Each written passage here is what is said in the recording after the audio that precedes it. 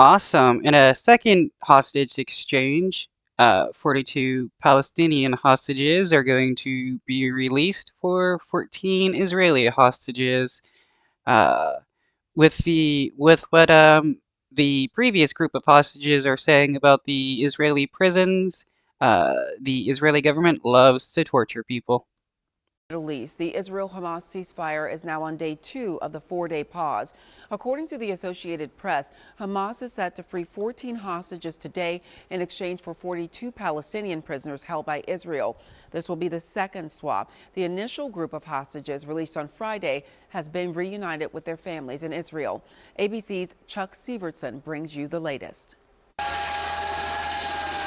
Israel is expected to receive its second wave of hostages Saturday on day 2 of the ceasefire. It follows after 24 Israeli and foreign citizens were released to Israel on Friday. The Red Cross received the group of 13 Israeli citizens, 10 Thai citizens, and 1 Filipino citizen from Hamas, transferring the hostages to the IDF, where they first received a medical assessment before being sent to Israeli hospitals for reunification with their families. Yeah, I'm glad the Israeli hostages are being released as well. Innocent people who shouldn't be kidnapped and used to kills or whatever. Um, when in a war, the only people that should be targeted are combatants. Really relieved that we heard from them and that they said that they're fine and not just other people told us. The released hostages included children as young as 2, 4, and 5, as well as some of their mothers and other women hostages ages 79 and 85. Across the West Bank, cheers as crowds celebrate the arrival of the Palestinian prisoners amid this 4-day ceasefire. Israel released.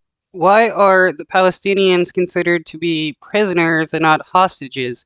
What crime did these people commit that gives the Israeli government the authority to put them in prison? 39 Palestinian women and teenage prisoners.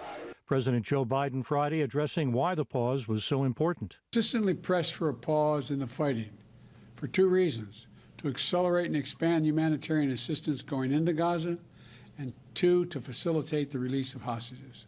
The United Nations sent 200 trucks across the Rafah border and into Gaza on day 1 of the pause, the largest single-day delivery since the October 7th terror attack. The trucks carrying cooking gas and critical fuel that is needed to power hospitals and trucks. The aid desperately needed in Gaza, as there are now at least 1.7 million people displaced and at least 1 million staying in shelters run by the United Nations Relief and Works Agency for Palestinian refugees.